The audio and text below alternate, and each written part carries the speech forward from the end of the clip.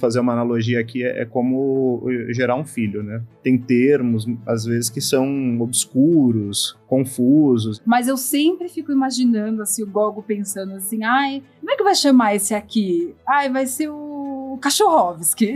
A sociedade russa é muito militarizada e muito burocrática. Isso se reflete muito na literatura. Um leitor que está lendo, sei lá, Dostoiévski, Flaubert, ele quer ler Dostoiévski, Flaubert e ele não quer ler Caio Diana, né? A leitura minuciosa e repetida daquele texto te dá uma visão integral daquilo que o autor produziu. Se você reler muitas vezes 50 Tons de Cinza, o que vai acontecer é que você vai perceber que é uma bosta.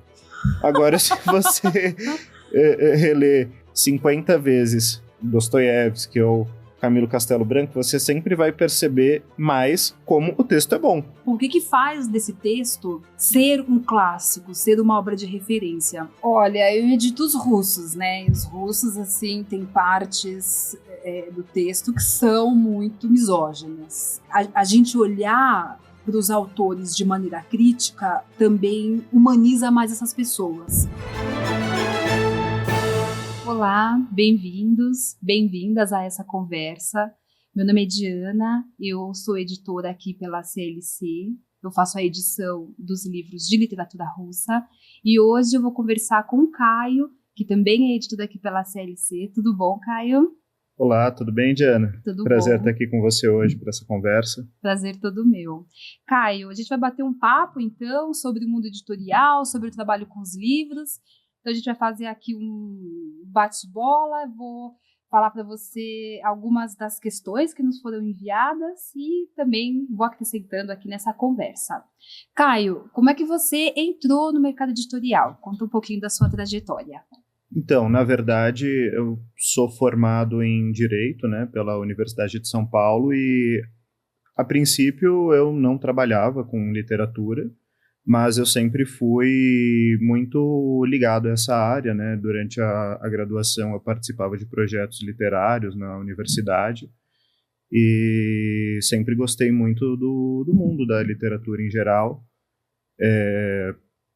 por fora da minha formação acadêmica, eu gostava de estudar o assunto, né, me dedicava também ao aprendizado de idiomas, e eu acabei me envolvendo, enviei um projeto de uma edição para o clube, né, para o editorial do clube, eles gostaram, essa obra específica acabou não sendo publicada ainda, não sei se virá a ser publicado, mas aí nós começamos a travar contato, e eles me convidaram para trabalhar e eu tô nessa aventura aí. Antes do clube já tinha feito também alguns projetos de tradução, mas coisas menores, né?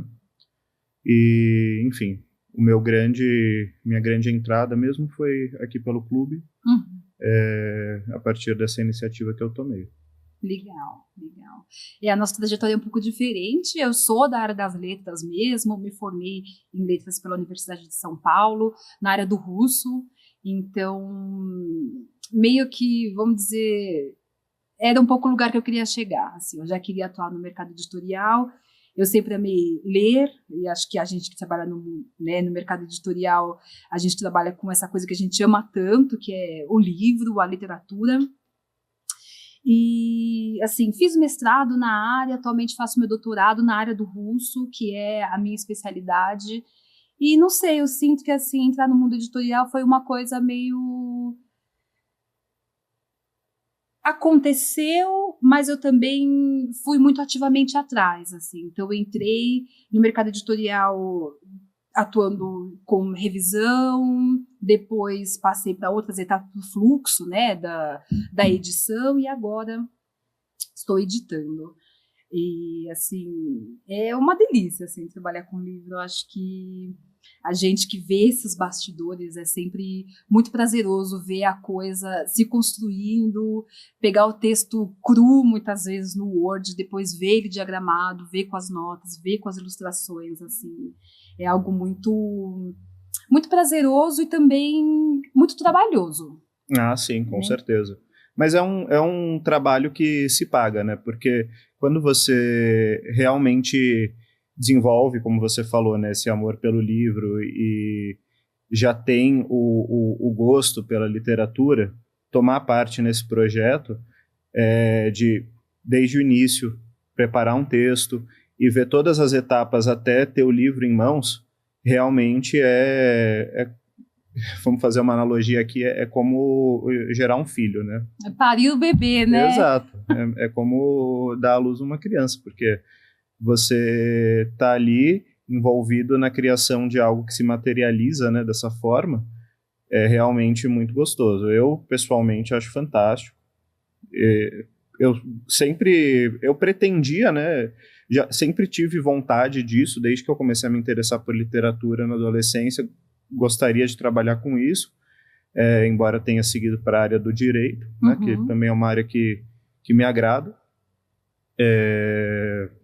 Mas eu não sabia exatamente como entrar, né? Ficava assim meio receoso, tal, não sabia exatamente como abrir um caminho para me colocar nesse meio.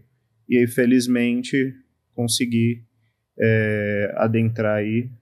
E uma postura muito ativa também, né? Porque você foi, mandou seu projeto. Exato. Né? Fez por onde? Exatamente, como dizia o poeta, né? Fortuna audaces juvat. Então você precisa ser audaz às vezes para conseguir obter aquilo que você deseja, né? Uhum. Falando sobre isso, sobre esse processo de edição, então, o que você acha? Qual foi o livro que foi difícil de editar, que foi um livro que deu bastante trabalho, e por quê? Então, qual livro e por quê foi difícil de editá-lo?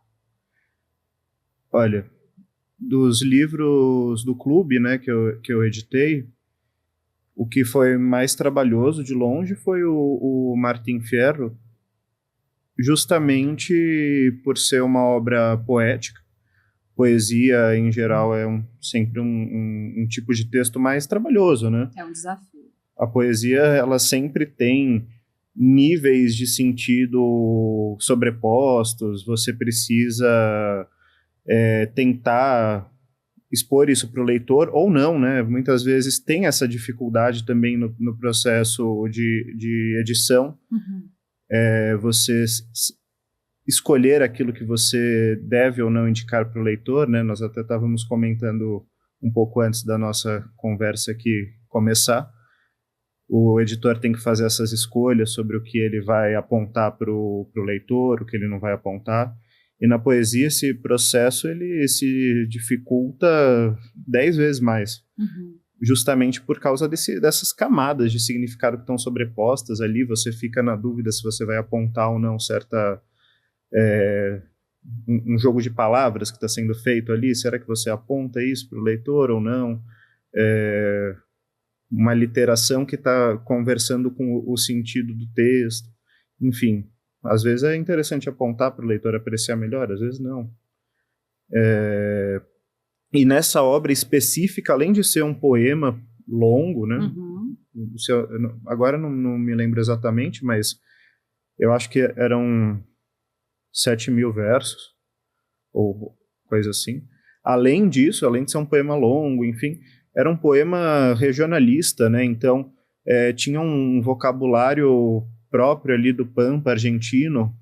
Isso causava uma dificuldade enorme de você ter que ir atrás do sentido de termos próprios da equitação gaúcha, Uhum. termos, às vezes, que já nem estão mais em uso, porque a obra também é do século XIX, então termos regionais já caídos em desuso, né?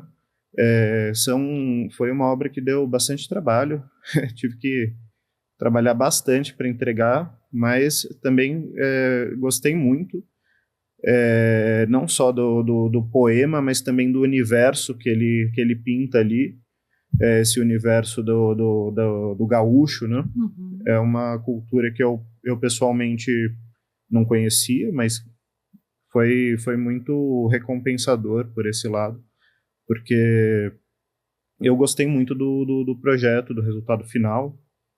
Então, deu muito trabalho, mas, por outro lado, me trouxe muita satisfação. Uhum. E você, o que você achou mais difícil até hoje no trabalho? Olha, aqui pelo clube, o primeiro livro que eu editei foi o Noites Brancas, do Dostoiévski, e acho que até por essa questão de ter sido o primeiro, foi também o mais difícil. A gente sabe, a gente trabalha com edição, sabe que muitas características da edição dependem do projeto de cada editora. Então, tem editora que quer mais notas, tem editoras que não quer notas, assim, pede para que o editor evite ao máximo utilizar notas, né? Tem editora que quer dar muito conteúdo para o leitor, com paratexto, com prefácio, pós-fácio. Tem editora que não, que quer que o leitor abra o livro e na primeira página comece a história. Então, acho que até para me adequar aos parâmetros do Clube de Literatura Clássica, eu diria que esse foi o mais complicado, né? No sentido de o que a gente... Porque o clube tem essa ideia de trazer para o leitor, falante de português brasileiro, uma experiência de leitura muito próxima daquela do leitor, vamos dizer, original da obra. Então, no russo, né, a língua russa tem muitas particularidades, tem muito a utilização de pronomes que, para nós, já caíram em desuso. Então, em russo, o uso do vós, por exemplo, é constante, normal, na rua as pessoas falam, no metrô as pessoas falam, e quando a gente traduz para o português e usa o vós, acaba dando para o leitor brasileiro um tom para a obra que muitas vezes a obra original não tem. Uhum. Né? Então, se a gente vê um texto em que é utilizado o vós muitas vezes, acaba soando para o leitor brasileiro muitas vezes uma linguagem elevada. Religiosa quase, né? Religiosa, né, bibleisca. Então, acho que essa é uma questão, né, do que a gente adequa. Nessa edição do Noites Brancas, a gente optou por manter o vós, até porque o Noites Brancas é a história de um casal, né, um rapaz que se enamora de uma moça. Então, essa diferença entre o vós e o tu é muito importante para esse texto, porque nos momentos em que ele fala com ela, ele se dirige a ela pelo vós. Mas quando ele pensa nela, né, quando ele imagina diálogos com ela, ele a chama, ele a trata por tu. Então, isso é importante para esse texto, para entender esse ele gostaria de ter uma proximidade. Exatamente, com ela que ele não tem. Né? Que ele não tem. Então, para indicar essa proximidade, distância, foi importante. Agora, na edição, por exemplo, do Almas Mortas, que é um livro que vai muito mais para esse tom da sátira, da comédia, do humor, não combinaria usar o vós, porque daria um outro tom para o livro. Então, acho que eu diria que o Noites Brancas foi um livro mais difícil de ser editado, também pelas notas. Enfim, tem o peso, né, de editar Dostoiévski, que acho que a gente vai conversar um pouco sobre isso hoje ainda, mas é sempre muito desafiador, né, editar grandes autores, grandes figurões, medalhões aí da literatura, né? Com certeza.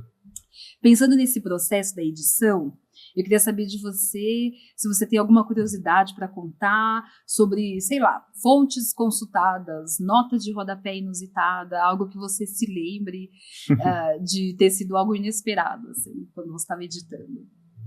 Olha, a nota de rodapé, ela serve para esclarecer o leitor, né, sobre o sentido, e muitas vezes a gente tem que cavocar muito profundamente para encontrar algum lugar que vai esclarecer o sentido, porque nem a gente está conseguindo entender muitas vezes o que está escrito ali, né? Tem termos, às vezes, que são obscuros, confusos, enfim, e referências também obscuras, confusas.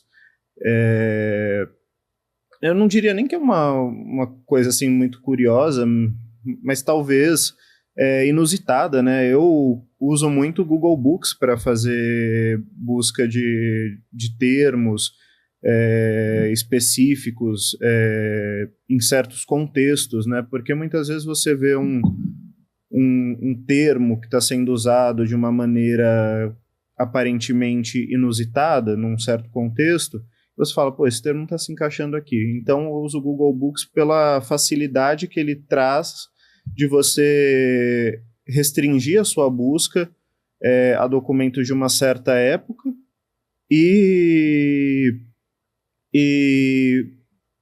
pesquisar termos sendo usados naquele período.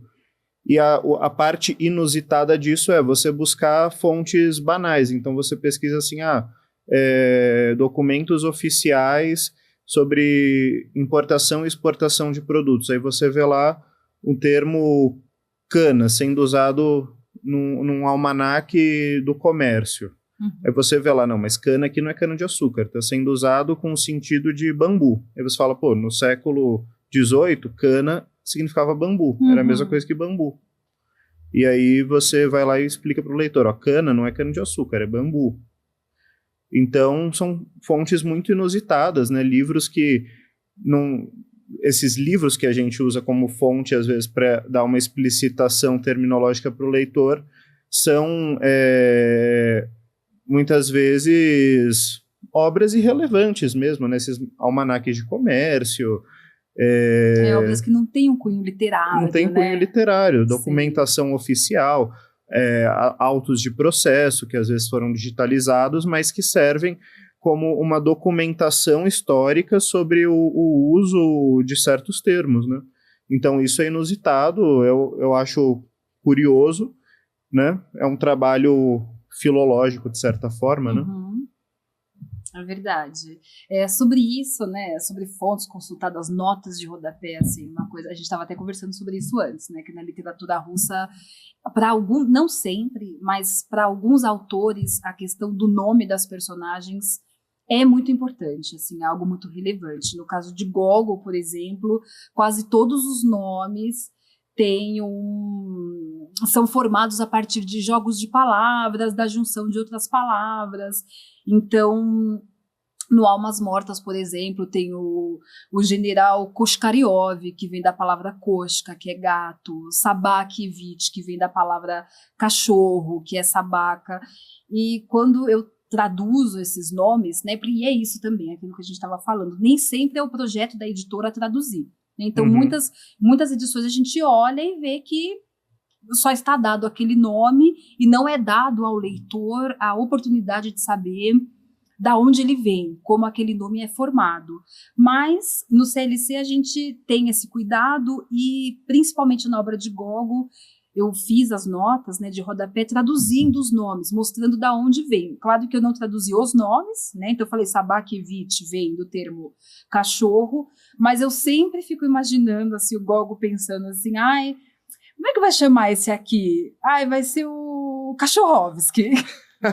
Então tem um personagem que o nome dele é Rvostov, se eu não me engano, que vem do nome, que vem de rabo, né? Rabo com os animais, assim, tem. Imagina assim, esse aqui vai ser o Rabov. E eu imagino o Gogol assim, dando muita risada, pensando. E soa muito engraçado. Para o leitor russo era muito hilário, né, você pegar, então trazer isso para as notas é sempre um prazer, mas também tem essa parte da burocracia, né, em russo tem que traduzir muito essas posições hierárquicas, patente, então é general, é o conselheiro de estado, é o conselheiro de escola, e é interessante pensar também como a grande quantidade dessas patentes dentro da literatura russa refletem também essa sociedade que é muito burocrática e que é muito militarizada.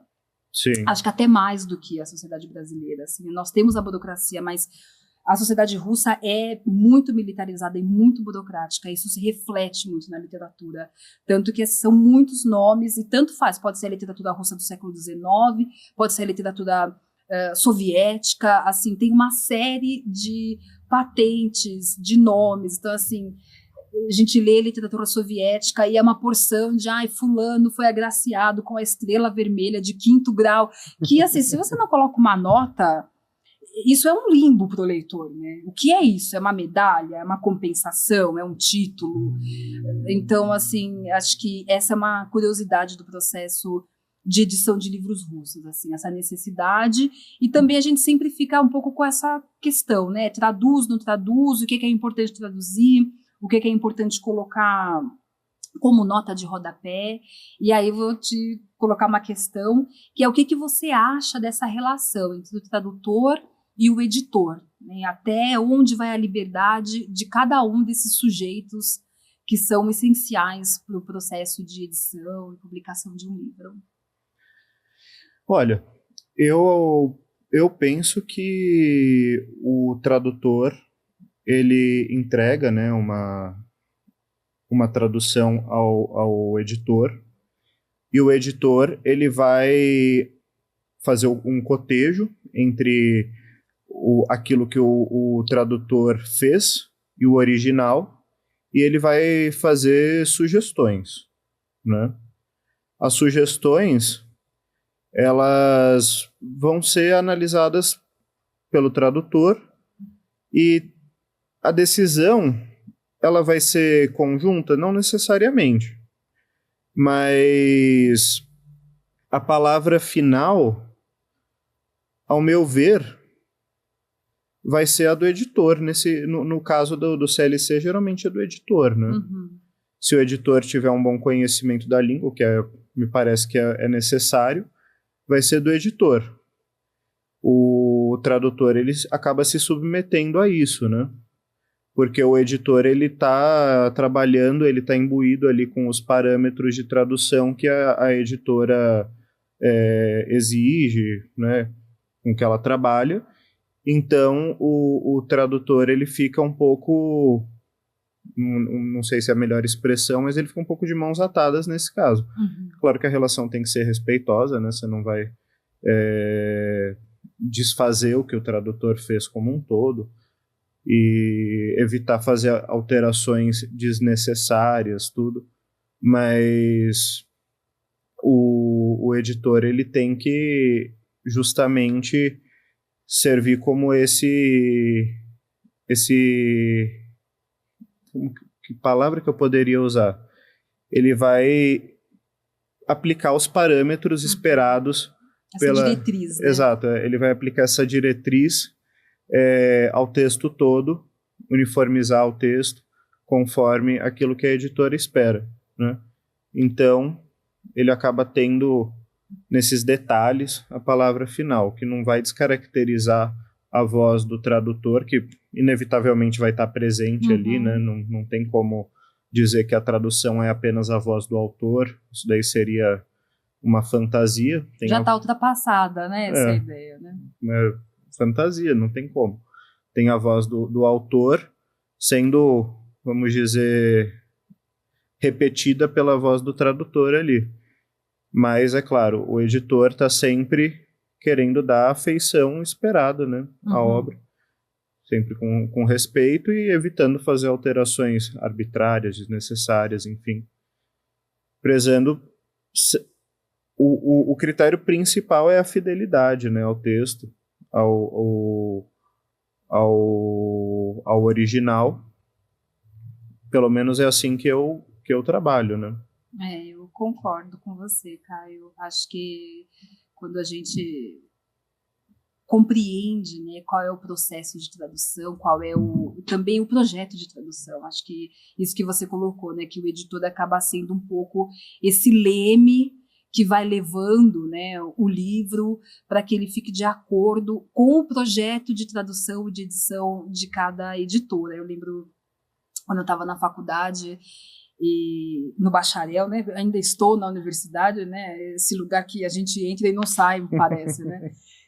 Mas quando eu estava no bacharel, eu lembro que a gente estudava muito as traduções feitas pelo Haroldo e Augusto de Campos, que vão ter uma visão sobre tradução, acho que especialmente porque eles traduziram de tudo, né? Prosa, Sim. enfim, poesia, mas traduziram muita poesia.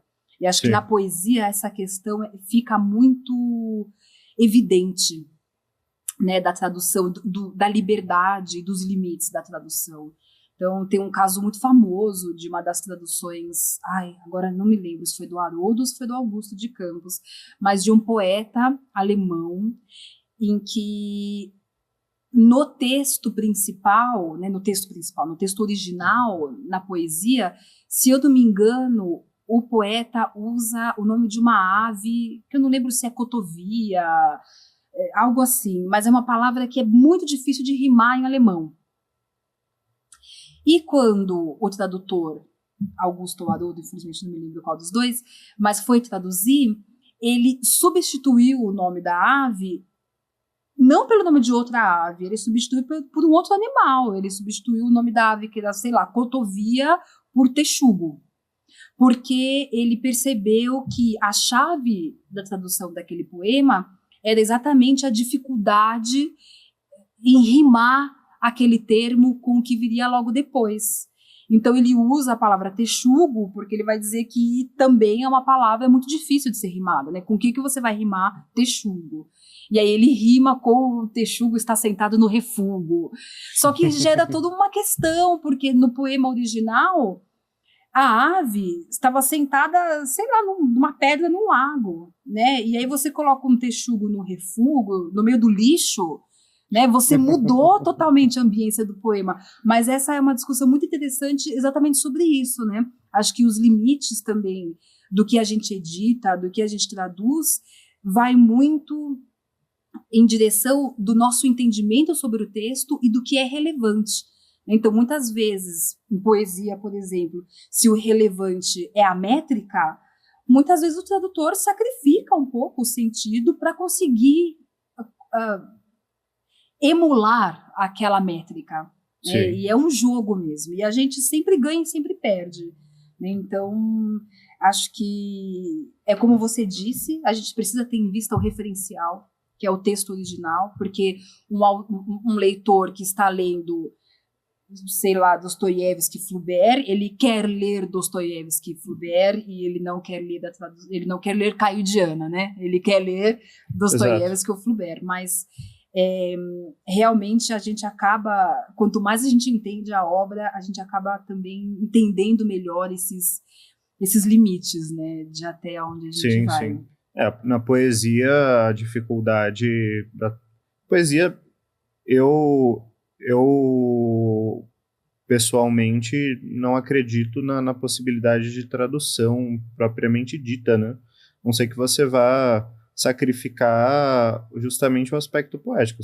Você pode fazer uma tradução direta ali, né, que preze o conteúdo, que preze o conteúdo, mas aí você vai descaracterizar o texto como poético, né? A forma, né, Exato. Que é essencial na poesia. Aí, se você quiser recriar essa poesia na sua língua, você pode fazê-lo, né? Como você mencionou o exemplo aí dos Irmãos Campos, ou outros. Eu gosto muito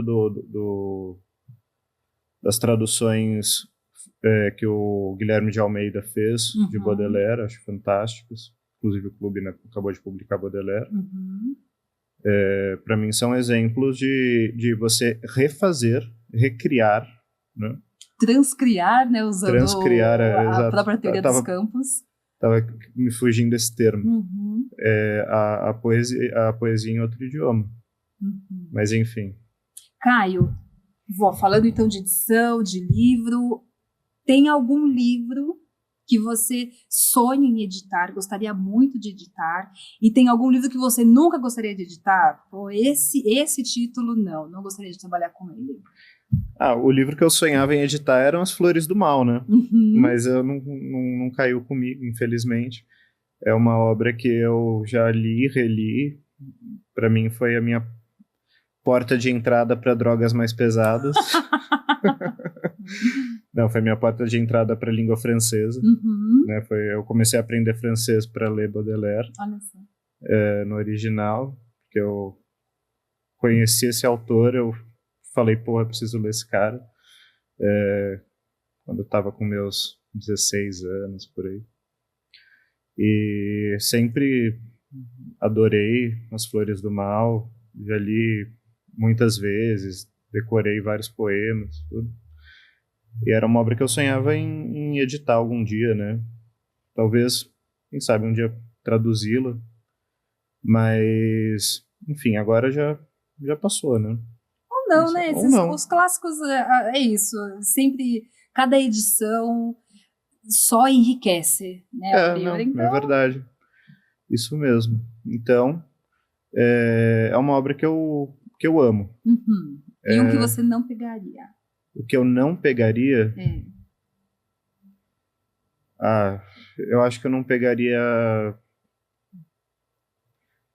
James Joyce ou T.S. Eliot, porque eu acho uma literatura difícil e seria uma obra trabalhosa, não são autores com quem eu tenho familiaridade. Também não é nem questão de assim gostar ou não gostar, eu não tenho familiaridade mesmo e por enquanto ainda não adentrei nesse mundo, né? Então, se me pedissem para fazer isso hoje, eu acho que eu não gostaria. Os modernistas ingleses em geral, se eu fosse colocar de uma maneira mais ampla, uma categoria, porque são autores com que eu não tenho nenhuma familiaridade.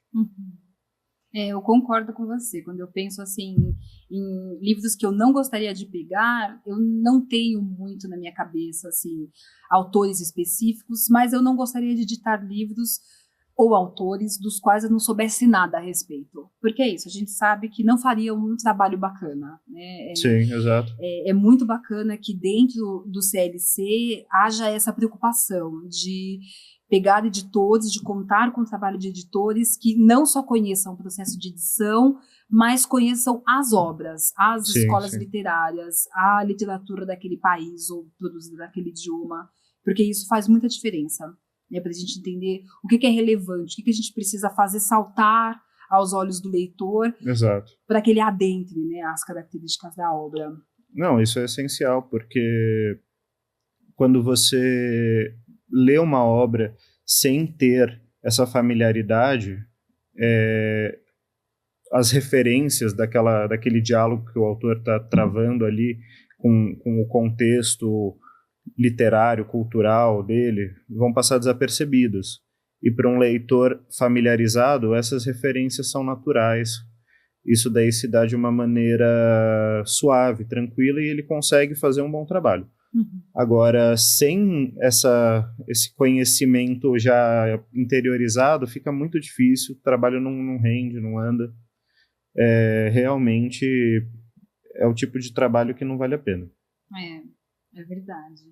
Assim, o que eu adoraria editar, assim, gostaria muito, acho que é uma missão, um projeto de vida que eu gostaria de ter, que é reabilitar a literatura russa soviética. No Ocidente, a gente tem contato muito com a literatura russa, é uma literatura muito querida pelo público leitor brasileiro, mas fica muito concentrada no século XIX, que na verdade é o século dos grandes autores, né? O século de ouro. Pushkin, Dostoiévski, Tchekhov, Tolstói, Gogol. E depois da Revolução de 17 na Rússia, vai haver o boom da vanguarda, que a gente conhece muito bem, né? Conhece. Mayakovsky, sim, né? Anna Akhmatova. Mas depois da década de 30, né, que é quando o Stalin sobe ao poder e endurece bastante as linhas do partido, a gente já não conhece quase nada, né, dos autores que escreveram em 30, em 40, 60, e a gente está falando da União Soviética, que foi um projeto que durou quase 100 anos. Sim. Então, assim, muita coisa foi produzida, muita coisa foi escrita, mas eu sinto que no Ocidente toda a literatura soviética tem um pouco uma pecha de... é panfletário, é de baixa qualidade, por conta, né, se esse texto foi impresso nas prensas do partido, então ele deve só estar louvando o partido, então ele não tem valor literário, o que não é verdade, né? Até porque tinha censura naquela época, só que pensar que a censura continuou igual durante 100 anos, e que não houve nuances, é ingênuo pensar isso, né? Então, houve muita coisa boa sendo publicada que a gente não conhece ou conhece muito pouco, e eu adoraria trabalhar com essa literatura, editar. No meu doutorado eu pesquiso um autor soviético, Caramba. que é o Zoshenka, traduzo ele, traduzi no mestrado Shukshin, que é isso, que para nós, né, são nomes pouco conhecidos ou nada conhecidos. Realmente. Né? Eu acho que é um nicho a ser explorado, porque pelo menos no Brasil não se fala, né? Não sei como é na Europa ou nos Estados Unidos. Eu acho que os Estados Unidos têm mais coisa traduzida. Na Rússia, esses autores são muito queridos, esses nomes que eu citei, por exemplo, são muito queridos pelos leitores russos, mas realmente é algo que eu sinto que no Ocidente, né, parece que essa literatura não transbordou a cortina, né, de ferro. E eu adoraria trabalhar com esses autores, trazer eles para o público brasileiro. Eu acho que seria algo... Mas é isso também, é uma literatura que precisa de muita nota de rodapé, que está muito vinculada ao contexto em que foi produzida, e é esse contexto, né, do qual a gente só ouviu falar. Sim. Né, nos livros de história. Legal. Bom. Tem alguma edição, Caio, que você sente que depois que você fez, mudou a sua visão sobre a obra ou sobre o autor? Olha, eu não sei, viu? Mudou a minha visão sobre a obra ou sobre o autor? Eu acho que todas as edições que nós fazemos mudam a nossa visão sobre a obra ou sobre o autor, porque quando você trabalha de forma minuciosa com um texto, você tem que reler o texto à exaustão, né? Quando você vai editar algum livro aqui, né, no CLC ou em qualquer outra editora, você tem que ler o texto inteiro umas 4 vezes, pelo menos. Eu faço isso, né? Você passa a perceber justamente o que torna aquele texto um clássico, ou pelo menos, se não for um clássico, um texto digno de ser publicado. Você passa a perceber melhor a estrutura do texto e você entende o que aquele texto está dizendo de uma maneira totalmente clara. Não sei se eu estou me expressando da melhor forma, mas o que eu quero dizer é o seguinte: você aprecia o texto de uma maneira mais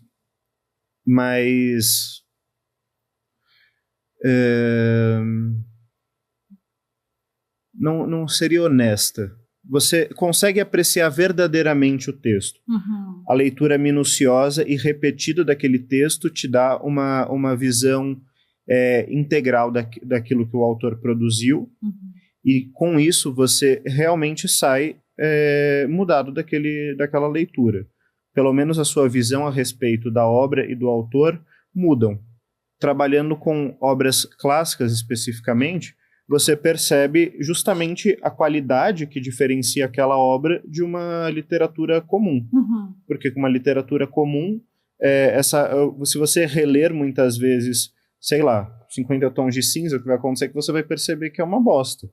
Agora, se você reler 50 vezes Dostoiévski ou Camilo Castelo Branco, você sempre vai perceber mais como o texto é bom. É verdade. E você vai perceber justamente a habilidade do autor em construir naquelas 200, 500 páginas não simplesmente um universo de personagens e fatos soltos, mas um cosmos, né? Uma ordem ali em que as coisas se entrelaçam.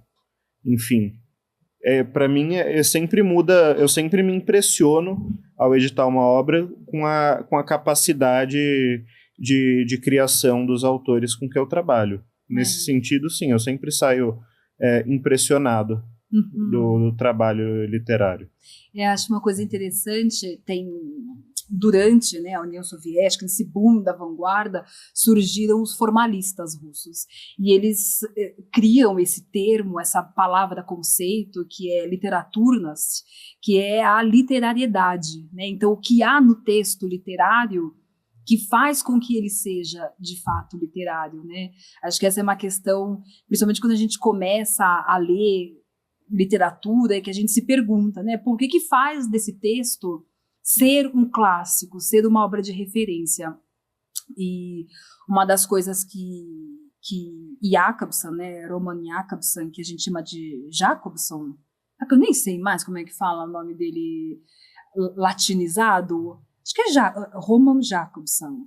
Já, deve ser. Né, o linguista. Em russo é Jakobson. E quando o Jakobson faz aquele esquema, né, de falar quais são as funções, então que você tem a mensagem, tem uma pessoa que vai, ou um meio, enfim, que vai transmitir essa mensagem, e uma outra que vai receber essa mensagem, esse esquema básico, né, da comunicação Sim. que o Jakobson cria, e ele vai dizer que uma das funções da língua é a função poética. Acho que quando a gente edita qualquer livro, a gente tem um contato intenso com isso, né? Que é o que é a função poética, é a língua focada na própria língua, Exato. na mensagem, ao invés de só querer transmitir uma mensagem, mas pensar em como ela vai ser transmitida, como ela vai ser cifrada ou decifrada. Então, acho que é realmente isso que você falou, quando a gente lê muito texto, quando a gente edita o texto, quando a gente pega o original na outra língua e bate com a tradução, né, a gente consegue perceber esse jogo de linguagem, essas características que fazem com que aquele texto realmente seja referência para tantos outros. Então, quando a gente pensa nesses grandes nomes da literatura, são essas pessoas que, na verdade, revolucionaram, né, aperfeiçoaram a função poética, revolucionaram a linguagem, criando algo novo, né, inédito, porque é isso, eu acho que isso é uma das coisas mais legais da literatura. Se você não é um pintor de quadros, provavelmente você não sabe lidar com tintas, né? Se você não é um escultor, provavelmente você não sabe lidar com mármore. Mas a língua, todos nós temos, todos nós lidamos, mas o artista realmente, o escritor, ele consegue dar uma roupagem nova para essa coisa que é tão usual, que é tão do dia a dia, que a gente usa o tempo todo, né? Perfeito. É muito bacana, assim, a gente sai transformado mesmo, né? Exato. Caio, polêmica, hein? Você já editou alguma coisa da qual você discordava ou se deparou com alguma coisa no livro da qual você torceu o nariz muito, achou... Enfim, discordando ou não, a gente edita, né? A ideia não é brigar com o autor, mas a gente, como editor, tem as nossas posições pessoais próprias. Então, conta aí pra gente algum momento em que você discordou de algo, que você estava editando, do autor ou do texto, enfim.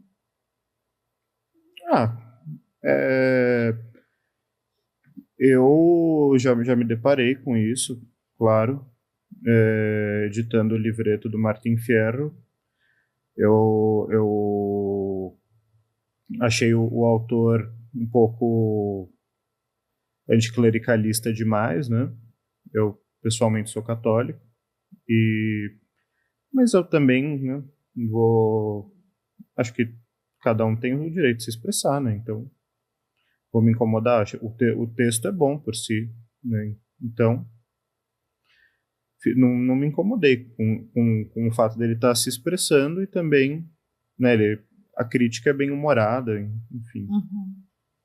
Isso daí não me causou incômodo, mas eu discordei, enfim, a gente edita e é isso aí, não tem, né? Não tem muito o que fazer, né? Vou cancelar o autor, falar, olha, esse autor não deve ser publicado, não sei o quê. Não, isso daí não... Eu, pessoalmente, acho um absurdo, mas cada um, né, tem sua forma de lidar com as discordâncias. Sim. E você já teve muito problema com isso? Olha, eu edito os russos, né? E os russos, assim, tem partes do texto que são muito misóginas, né? Assim, de todos os autores, alguns um pouco mais, outros um pouco menos, sejam eles do século XIX, seja do século XX, seja da União Soviética, tem esses momentos, assim. Então, eu, como mulher que estou ali atrás da tela, né? Eu penso, poxa, Gogo, não precisava fazer esse comentário, mas... Assim, acho que é o que você disse, a ideia é isso, não é cancelar ninguém.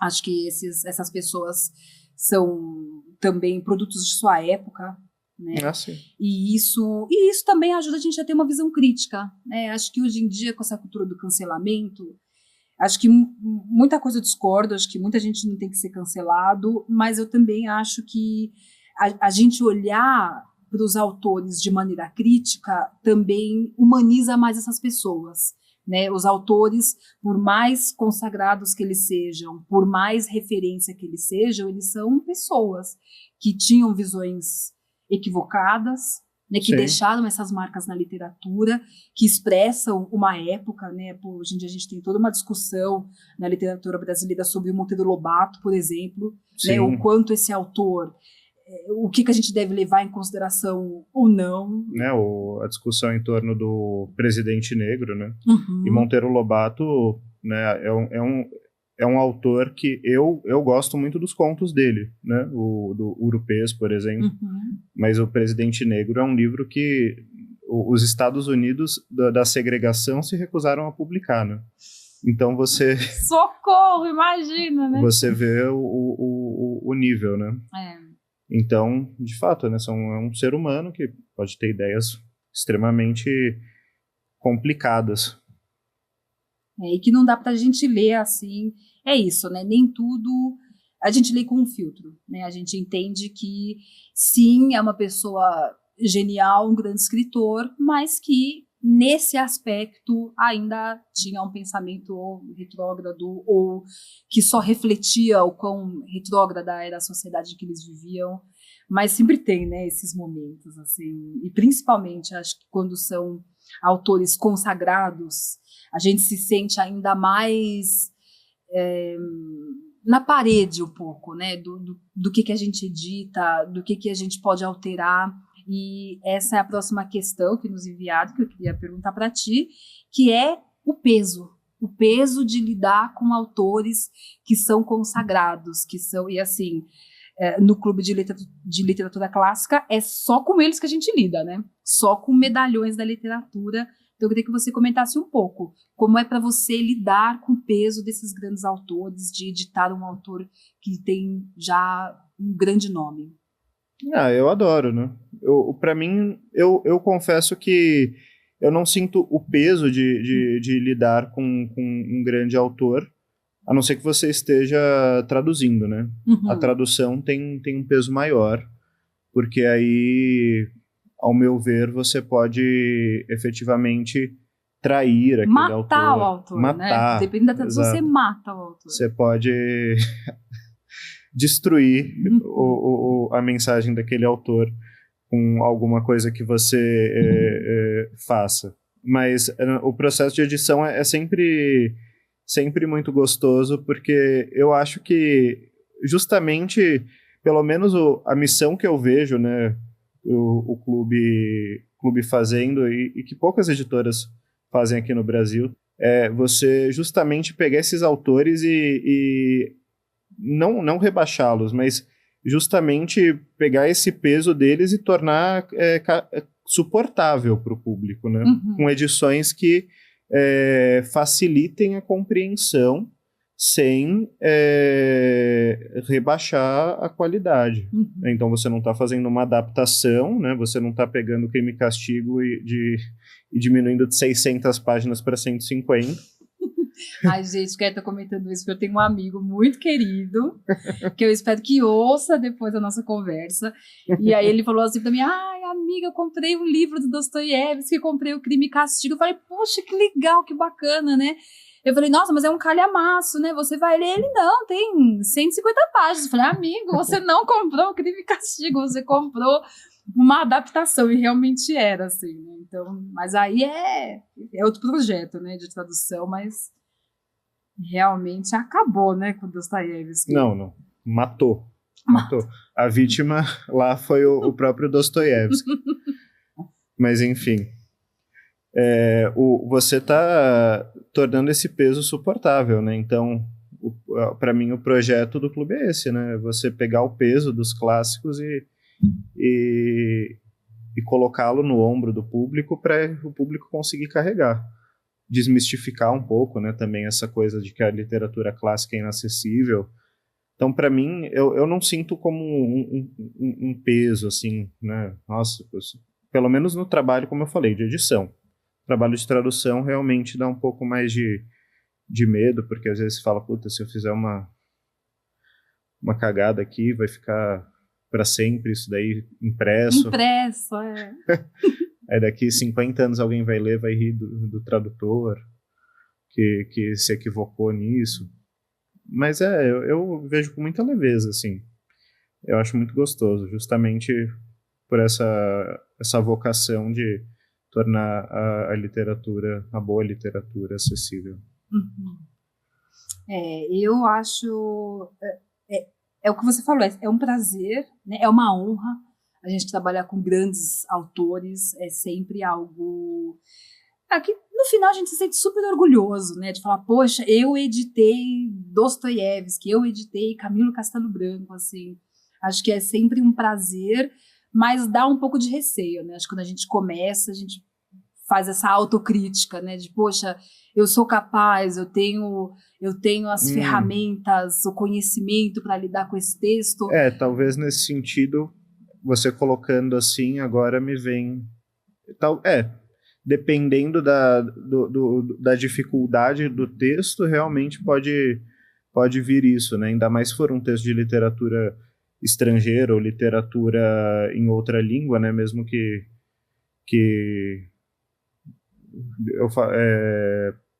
Camilo Castelo Branco, no caso, é literatura estrangeira, mas é em português, né? Literatura estrangeira em outra língua. Realmente, essas dificuldades, né, que o texto coloca podem realmente nos fazer hesitar um pouco, né? Uhum. Por esse lado. Mas a gente encara, né? A gente pega, vamos fazer. Vamos fazer. Bom, o que você acha, Caio? Tem alguma tradução que te surpreendeu já positiva ou negativamente quando estava editando? Alguma tradução que caiu na sua mão que você ficou impressionado para o bem ou para o mal, vamos dizer assim? Eu não... eu gostei muito de uma tradução que... Aí foi a... Tô tentando me lembrar agora do nome da obra. Se você quiser falar antes de mim sobre isso, porque eu tô tentando me recordar. Tá, enquanto você vai puxando pela memória, acho que uma tradução... Olha, não é uma tradução, isso é interessante. Quando eu estava pensando assim, em exemplos, né? Mas tem a obra agora que está sendo muito editada da Carolina Maria de Jesus e que teve toda uma polêmica, né? Porque é isso, ela escreveu em português brasileiro, não é uma obra que carece de tradução, mas tem toda uma discussão sobre correção e hipercorreção na obra dela, que muitos livros dela foram editados fazendo correções na grafia, né, na gramática.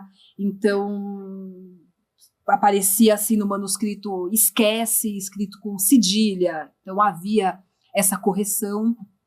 E hoje algumas edições mais recentes estão prezando por não fazer isso, né? Tá.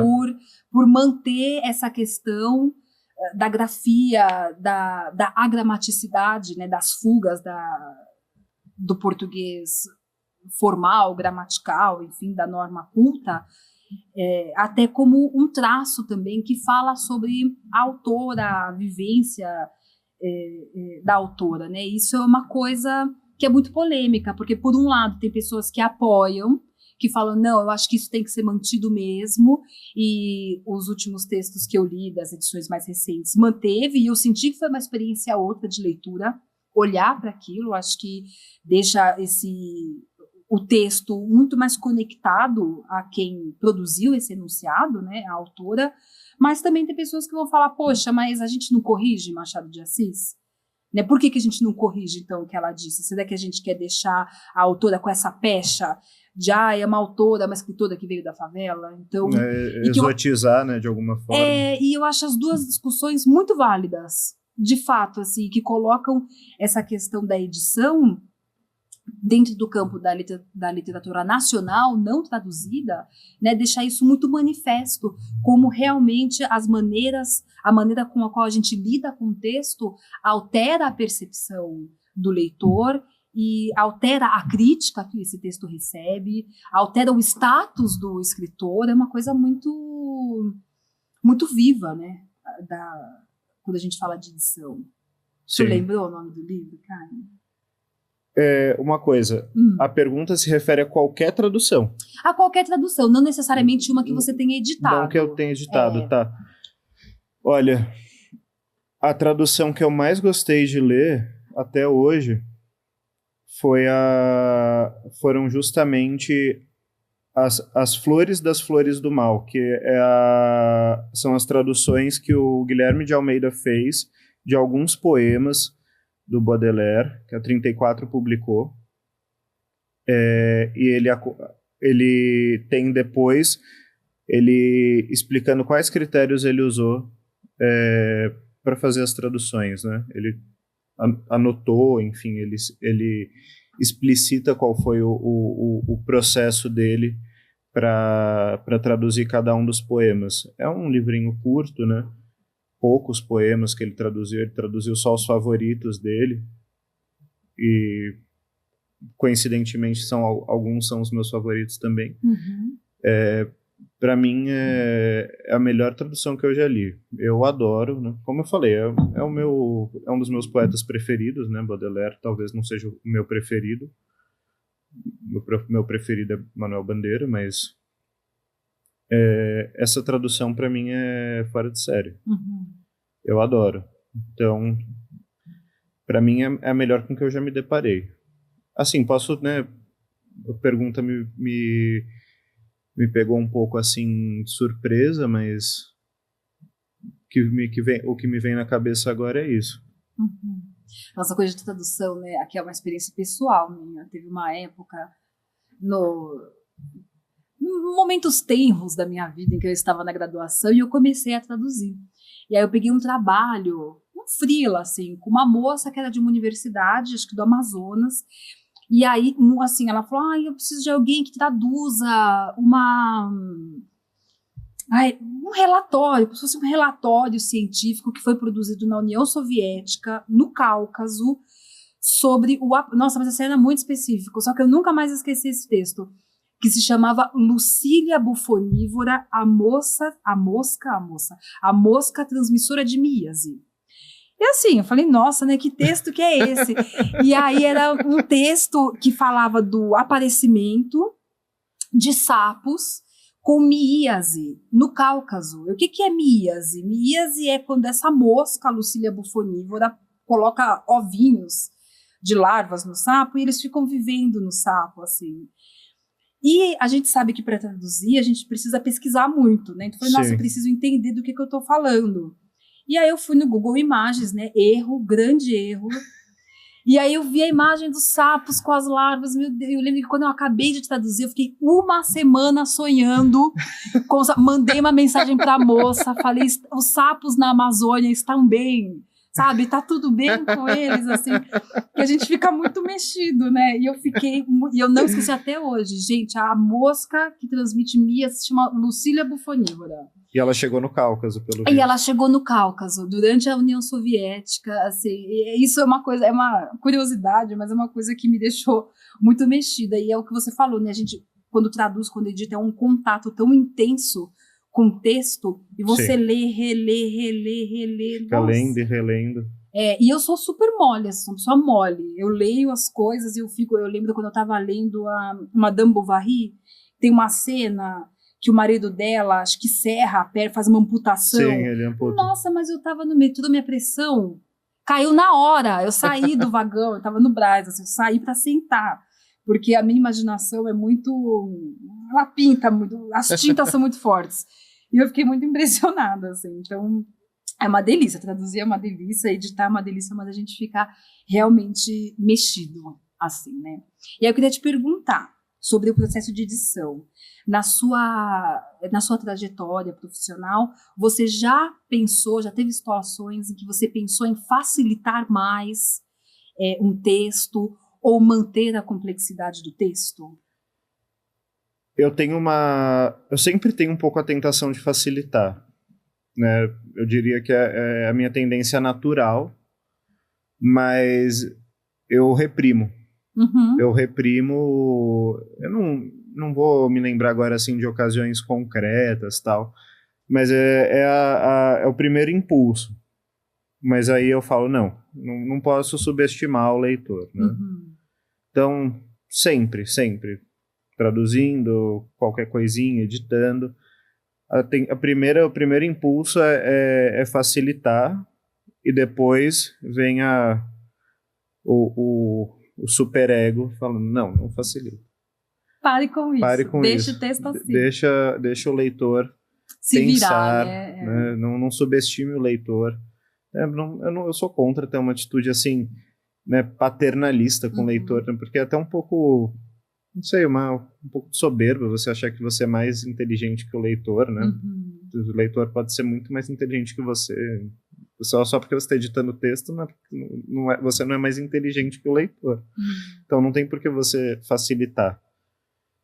Então, a minha tendência refletida é sempre manter, né, mesmo que seja uma construção difícil, né, complexa, enfim, manter a complexidade, né, ser uma escolha do original, do autor, enfim, até para refletir essa escolha, né.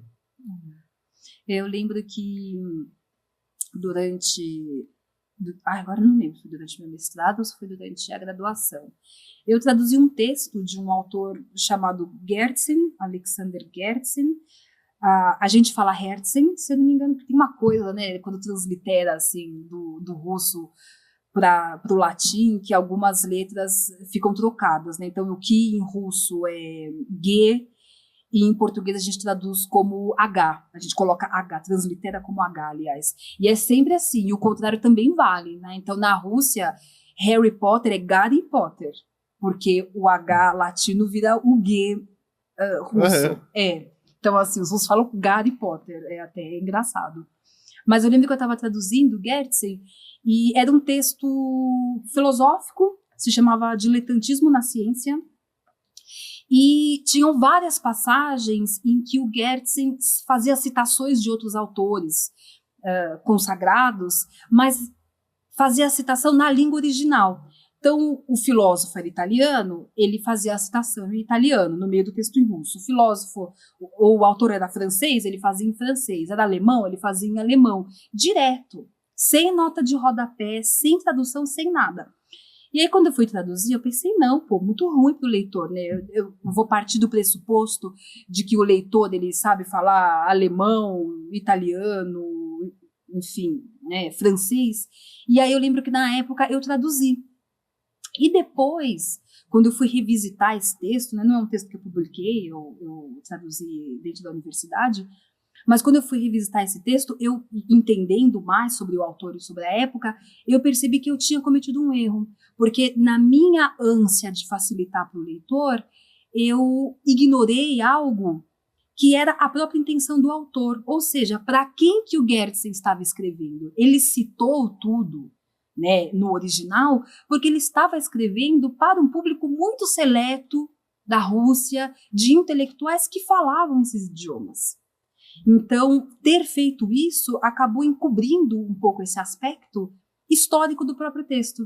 Né? Aí depois eu revisitei esse texto, coloquei tudo, as citações nas línguas originais e coloquei uma nota. Que eu pensei, assim eu vou facilitar, mas eu não vou mudar a configuração né, do texto. Perfeito. Isso é uma coisa... Mas você vê, né, de boas intenções o inferno está cheio. Eu fui super bem intencionada fazer isso. Depois eu percebi que, não, ele não fez porque ele estava escrevendo para um público que o entenderia, e também a gente percebe ali um jogo de se mostrar erudito. Ele queria mostrar a erudição dele. Então, a partir do momento que eu só coloquei tudo traduzido em português, né, essa nuance eu matei, eu tirei. Depois revisitei, então é realmente algo... É o que você falou, né? Essa linha entre facilitar, dificultar, manter mais próximo do original ou não, né? E aí, pensando nessa questão de adaptar, qual a sua opinião pessoal sobre isso? Né? Vale a pena adaptar? Vale a pena suavizar obras clássicas para novos leitores, para leitores contemporâneos? Suavizar, adaptar no sentido de, por exemplo, essas edições adaptadas de Machado, né? Essas coisas. Sim, por exemplo. Eu acho que um problema disso é que talvez passe para o leitor uma ilusão de que ele leu a obra sem tê-la lido, né? E isso é uma ilusão, né? É uma ilusão porque ninguém lê um clássico para saber a história dele, né? A história, a narrativa, o enredo, isso daí é secundário, como nós estávamos falando. O que diferencia o clássico do não clássico, o que diferencia o grande autor do autor medíocre ou do autor ruim, é o trabalho com a linguagem, é o desenvolvimento das personagens. Então, tudo isso nessas adaptações se perde, né? Se eu quiser só saber a história de Dom Casmurro, para pegar... Né, não me lembro agora, acho que faz uns 10 anos que surgiu essa discussão em torno de Machado de Assis, né? Eu vou no chat GPT e falo, qual é a história de Dom Casmurro? E ele vai me falar, em bullet points lá, qual é a história de Dom Casmurro. Agora, a leitura do clássico, ela serve justamente para nos introduzir nesse jogo da linguagem, né? E é isso que é gostoso na literatura, né? Se eu quiser só saber uma história de adultério, como vários clássicos tratam, eu não preciso ler um clássico, eu posso ler qualquer... Conversar com a vizinha, né? Conversa com a vizinha, que você vai conhecer uma história aí de traição. Exato. Qualquer fofoqueira do bairro conhece um monte de história de adultério. Minha sogra me conta um monte lá da Vila Zelina, então não preciso ir muito longe. Eu pessoalmente tenho essa opinião, então, de que você está simplesmente tendo uma abordagem equivocada em relação ao clássico quando você parte do pressuposto de que uma adaptação está introduzindo o leitor ao clássico. Você não está introduzindo o leitor ao clássico, você está introduzindo a um enredo do clássico, aos personagens, mas não a literatura clássica. Ao que faz a obra literária, né? Eu acho que você precisa introduzir as novas gerações, o público, à leitura, né? E aí você usa para isso de obras fáceis, você usa literatura infantil, né? Existem clássicos da literatura infantil também muito bons. Sei lá, eu gostava muito de Lígia Bojunga quando eu era criança. Mas você pegar o clássico e fazer isso, eu acho que é um erro de categoria, sabe? Você está tentando... Você está partindo de pressupostos errados já. De que é só enredo, né? Exato. Por exemplo. Eu concordo com você. Acho que as adaptações têm algum valor, têm seu valor como ferramenta, muitas vezes, de apoio para professores, para alunos, mas, nossa, não substitui, né? A leitura do texto integral é sempre um prazer que é, como você disse, está no texto, né? Não está só no que é narrado, mas está na forma também, né?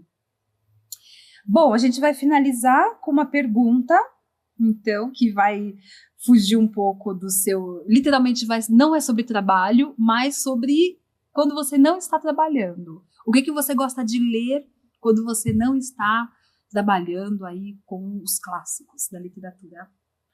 Quando eu não estou trabalhando com clássicos, eu gosto de ler principalmente filosofia. Eu gosto de treinar por meio da leitura os idiomas que eu estudo, né? Então, ler filosofia grega no original. Gosto muito de ler Cícero também, no original. Ultimamente tenho lido mais isso, né? Mais filosofia.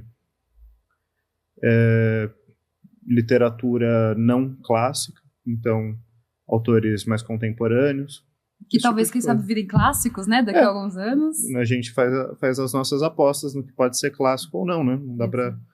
Não dá pra saber o que o futuro reserva. Então, é isso que eu faço.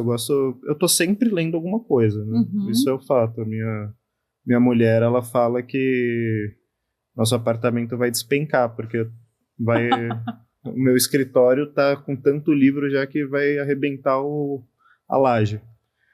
E Mas você sabe que isso é um problema real, né? As bibliotecas, assim, quando vai ser construída uma biblioteca, existe toda uma preocupação real dos arquitetos por conta do peso, porque pesa muito. É verdade, né? A biblioteca da FEFELESH, na USP, por exemplo, está com um problema de peso. Eles não querem mais receber livros ou estão evitando, tentando guardar em outros lugares por causa do peso. Porque, são, se eu não me engano, são 1, 2, 3 andares, ou térreo e mais 2 andares, e assim, tem perigo da laje afundar. É real. Sua esposa está correta, ela está certa, é um perigo real. Olha, mas assim como você, eu estou sempre lendo alguma coisa também. Quando eu não estou trabalhando com clássicos, eu adoro ler literatura contemporânea. Então, o que está sendo falado, o que está sendo publicado agora, ultimamente eu li até por indicação da minha mãe, eu li 2 livros do Edouard Louis, que está super bombando, é um autor francês que escreve essa... Eu já ouvi sendo chamado de autoficção, mas já ouvi também pessoas que são contra esse nome, né? Que é essa ficção que mistura elementos biográficos, ou que parece ser muito mais biográfica do que ficção. Então, tenho lido bastante isso, acho interessante. A Anne Arnaud também, que ganhou o Nobel de Literatura com Uma Vergonha, que também é um livro desse gênero, né? Ela começa falando da infância dela, de um momento específico, uma cena específica da infância. Isso vai se desenrolando. E acho que um dos últimos livros que eu li foi sobre os ossos dos nossos mortos, que é um livro de uma autora polonesa. Poxa, não vou saber falar o nome dela. Eu sei falar o nome dos autores em russo, mas em polonês, que é Olga alguma coisa, assim, e muitas consoantes. Olga e um sobrenome com muitas consoantes. E é um livro muito bacana também, é uma coisa... Mas, assim, esse livro até ele é entretenimento mesmo, assim. Ele é uma história meio de detetive. Enfim, eu gosto muito de literatura. Quando eu não estou lendo clássico, estou lendo contemporâneo. E você também, pelo que eu vejo, ama ler. Então... E a gente está falando para o público que ama ler também, que lê literatura. Então, muito bacana. Caio, muito gostoso conversar com você. Eu também adorei nossa conversa. Muito obrigada a vocês que acompanharam, e a gente deseja a vocês ótimas leituras de clássicos, de contemporâneos, e até mais. Tchau, tchau, gente.